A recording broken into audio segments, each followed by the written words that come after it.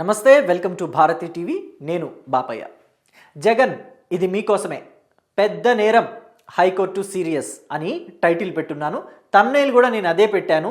ఆ తమ్నెయిల్లో కూడా ఏమేమి ఇమేజెస్ పెట్టాను అంటే పరకామణికి సంబంధించి, అలాగే రవికుమార్ ఎవరైతే టీటీడీ పరకామణిలో పనిచేస్తూ చోరీకి పాల్పడ్డారో అతడి ఇమేజెస్, జగన్ ఇమేజెస్ పెట్టున్నాను. ఎందుకు పెట్టాను ఏంటి అని అంటే కనుక కంప్లీట్గా మీరు ఈ వీడియో ఎక్కడా స్కిప్ చేయకుండా చూడండి.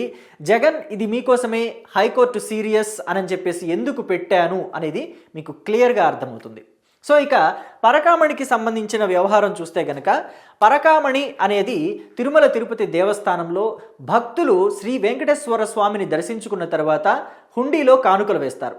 ఆ హుండీలో వేసిన కానుకలన్నీ కూడా లెక్కబెట్టే ఒక ప్రాంతమే పరకామణి కేంద్రం. సో ఈ పరకామణి కేంద్రంలో భక్తులు వేసిన కానుకల్ని ఇలా లెక్కబెడుతూ ఉంటారు. అంతా కూడా కూర్చొని, అవుట్సోర్సింగ్ ఉద్యోగులంతా కూడా కింద కూర్చొని లెక్క పెడుతూ ఉంటారు. సో అయితే ఈ పరకామణిలోనే చోరీ జరిగింది. చోరీ ఎలా జరిగింది? పెద్దజీయర్ స్వామి ట్రస్టుకు సంబంధించిన ఒక వ్యక్తి, రవికుమార్ అనే వ్యక్తి డాలర్స్ లెక్క పెడుతూ ఉంటారు.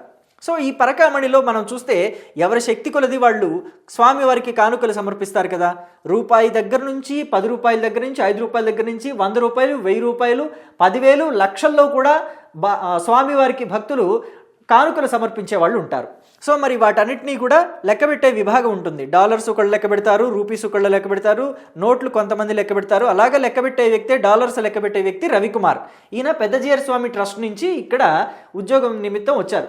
ఉద్యోగం అనాలా లేకపోతే అవుట్ సోర్సింగ్ ఉద్యోగి అనాలా తెలియదు కానీ, బట్ ఈ పని మీద అయితే వచ్చారు, డాలర్స్ లెక్కబెట్టే పని మీద. అయితే వచ్చి ఆయన చేతివాటం చూయించారు. ఇలా చక్కగా డాలర్స్ని తీసుకొని ఆయన పంచలోపల పెట్టుకొని ఇంటికి తీసుకెళ్ళిపోతూ ఉండేవాళ్ళు.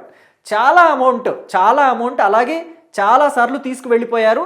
కానీ ఒకానొక సందర్భంలో 2023లో అక్కడ పనిచేస్తున్న విజిలెన్స్ అధికారికి ఆ రవికుమార్ పట్టుబడితే అతడు పోలీస్ స్టేషన్కి తీసుకువెళ్ళాడు, కేసు పెట్టాడు. ఆ కేసు ఫైల్ అయింది.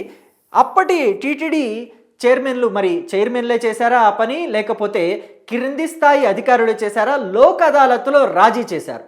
లోక్ అదాలత్లో రాజీ చేసి ఏం చేశారో తెలుసా? ఒక 14 కోట్ల 12 కోట్లు రవికుమార్కి చెందిన ఆస్తుల్ని టీటీడీకి దానం ఇస్తున్నట్టుగా రాయించారు. అసలు దొంగతనం చేసిందే టీటీడీ సొమ్ము. దొంగతనం చేసి మళ్ళీ తిరిగి టీటీడీకి క్షమాపణలు కోరుతూ రాసివ్వాల్సింది పోయి, కానీ దానం ఇస్తున్నట్టు, ఈయన సొమ్మేదో టీటీడీకి దానం ఇస్తున్నట్టుగా రాయించారు. సో దానం ఇస్తున్నట్టు రాయించడం ఎంత తప్పు? అసలు దొంగతనం కేసుని లోక్ అదాలత్లో రాజీ చేసుకోవడం ఎంత తప్పు? లోక్ అదాలత్లో రాజీ చేసుకునే కేసులు ఎలా ఉంటాయి? ఎవరైనా పొలం గట్ల తగాదాల దగ్గర ఉంటే వాళ్ళిద్దరిని తీసుకెళ్ళి ఇలా కొట్టుకోవద్దు, మీరు కొంత భాగం మీరు తీసుకోండి, కొంత భాగం మీరు తీసుకోండి, కోర్టులకు వెళితే ఎన్నాళ్ళు పడుతుందో అని చెప్పేసి రాజీ చేయిస్తారు. లేకపోతే భార్యాభర్తలు గొడవ పడుతుంటే రాజీ చేయిస్తారు. కానీ లోక్ అదాలత్లో దొంగతనం కేసులు రాజీ చేయించడం అనేది నేను మొదటిసారి చూస్తున్నా. మీరు ఇంతకుముందు ఎవరైనా చూస్తుంటే దయచేసి నాకు కామెంట్ బాక్స్లో తెలియచేయండి. సో అయితే దీన్ని ఏం చేశారంటే, వైఎస్ జగన్మోహన్ రెడ్డి ఈ మధ్య ప్రెస్ మీట్ పెట్టారు కదా. ఈ పరకామణికి సంబంధించిన వ్యవహారం కూడా వాళ్ళ టైంలో జరిగింది. 2023, 2024 ఆ టైంలో జరిగింది. సో 2023లో జరిగింది కాబట్టి వాళ్ళ కిందకే వస్తుంది. కాబట్టి అప్పట్లో వైవి సుబ్బారెడ్డి అలాగే భూమన కరుణాకర్ రెడ్డి, ఈయన వైవి సుబ్బారెడ్డి, ఈయన భూమన కరుణాకర్ రెడ్డి, వీళ్ళిద్దరూ ఉన్నారు కదా, వైసీపీ హయాంలో టీటీడీ చైర్మన్లుగా పనిచేశారు కదా, వాళ్ళకి ఆ కళంకం అంటుతుందేమోనని జగన్మోహన్ రెడ్డి చాలా తెలివిగా తన ప్రెస్ మీట్లో పరకామణి కేసు అనేది చాలా చిన్న వ్యవహారం, ఏదో $9 తీశారు, $9 విలువ 72,000 రూపాయలని కొత్త లెక్కలు చెప్పారు. ఒక్కొక్క డాలర్ విలువ మరి ఎంత పడుతుంది ఏంటో నాకు లెక్కలు రావు, మీరు దయచేసి మీకు లెక్కలు తెలిస్తే ఒక్కొక్క డాలర్ విలువ జగన్మోహన్ రెడ్డి లెక్కల ప్రకారం ఎంతో చెప్పండి. సో ఇక ఆ విషయం పక్కన పెడితే జగన్మోహన్ రెడ్డి దాన్ని చిన్న దొంగతనంగా చిత్రీకరించే ప్రయత్నం చేశారు, వాళ్ళ పార్టీ నేతలకి కళంకం అంటకుండా ఉండేందుకు. అందుకనే నేను జగన్ ఇది మీకోసమే, ఇది పెద్ద నేరం అని చెప్పేసి టైటిల్లో కూడా పెట్టాను. హైకోర్టు సీరియస్ అని పెట్టాను. హైకోర్టు సీరియస్ అని ఎందుకు పెట్టాను అని అంటే కనుక జగన్మోహన్ రెడ్డికే అది వర్తించాలి అని చెప్పేసి.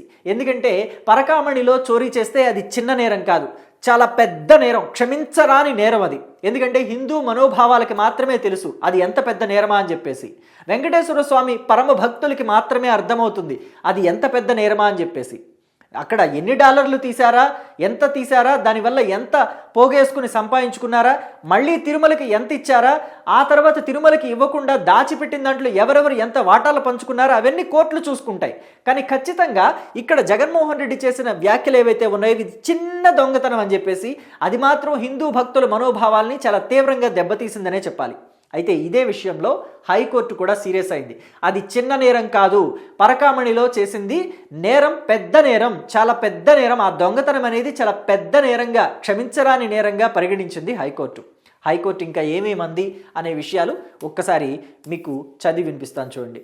తిరుమల తిరుపతి దేవస్థానం పరకామణిలో చోటు చేసుకున్న దొంగతనం కేసుపై ఆంధ్రప్రదేశ్ హైకోర్టు కీలక వ్యాఖ్యలు చేసింది. టీటీడీలో అవుట్సోర్సింగ్ ఉద్యోగుల విధానంపై అభ్యంతరం వ్యక్తం చేస్తూ ఆలయ పవిత్రత, భద్రతకు సంబంధించిన వ్యవహారాల్లో మరింత పకడ్బందీ చర్యలు తీసుకోవాలని సూచించింది. నిజమే, ఈ అవుట్సోర్సింగ్ ఉద్యోగుల్లో ఒక వ్యక్తే మరి ఆ రవికుమార్ కూడా.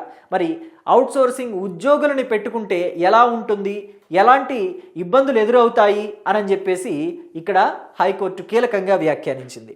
ఇక పరకామణి కేసు విచారణ సందర్భంగా హైకోర్టు స్పందిస్తూ తిరుమల తిరుపతి దేవస్థానం వంటి సున్నితమైన పవిత్రమైన ప్రాంతంలో అవుట్సోర్సింగ్ ఉద్యోగులు ఉండకూడదనే అభిప్రాయాన్ని వ్యక్తం చేసింది. నిజమే, ఈ మధ్య ఎప్పుడైతే పరకామణిలో చోరీ జరిగింది అన్న విషయం బయటకు వచ్చిందో, ఇది పెద్ద వార్తగా మారిందో, సో అప్పటి నుంచి కూడా అవుట్సోర్సింగ్ ఉద్యోగులందరినీ తీసేస్తే బాగుంటుంది అనే ఒక నినాదం ప్రజల్లో నుంచి, ముఖ్యంగా హిందువుల్లో నుంచి, ముఖ్యంగా అతి ముఖ్యంగా వెంకటేశ్వర స్వామి భక్తుల్లో నుంచి కూడా వినిపిస్తోంది.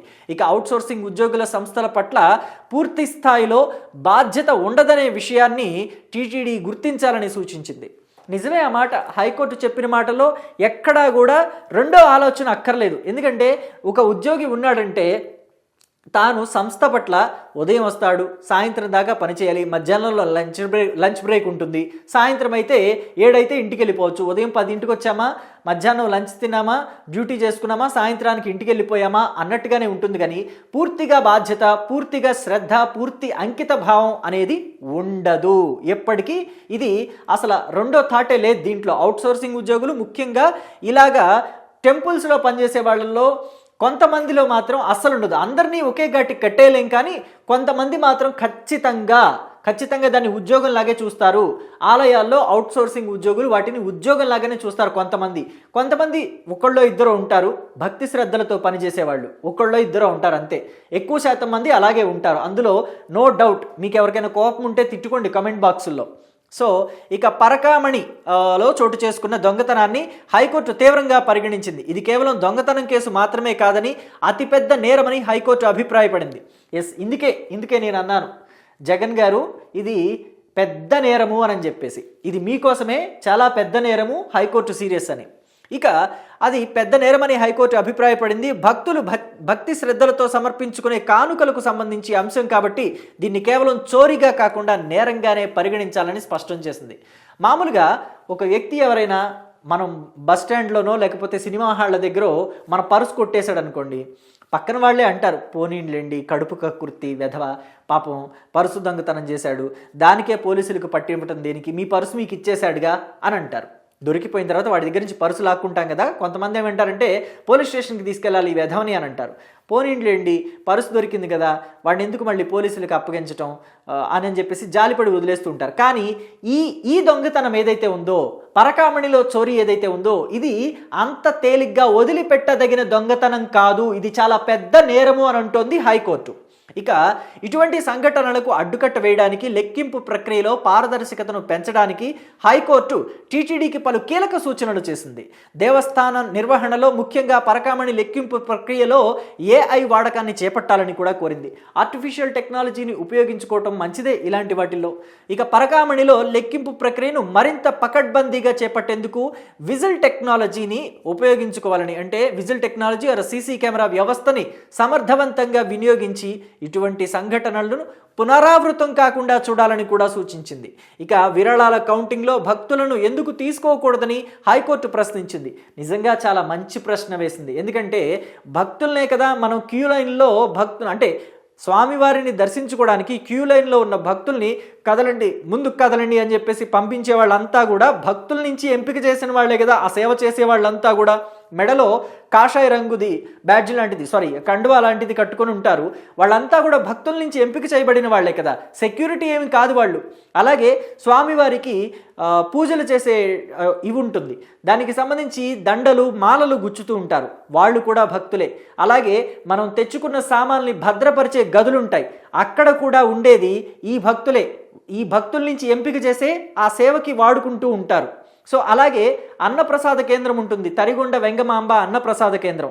అక్కడ కూడా భక్తుల చేతే సేవ కోసం ఎంపిక చేయబడిన భక్తుల చేతే వడ్డించటం, ఆ ప్లేట్స్ అన్ని పెట్టించటం అన్నీ చేస్తూ ఉంటారు. తీసేది కూడా భక్తులే. మనం తిన్న కంచాన్ని అక్కడి నుంచి తీసేది కూడా భక్తులే, అవుట్సోర్సింగ్ ఉద్యోగులు కాదు, లేదా పర్మనెంట్ ఉద్యోగులు కాదు.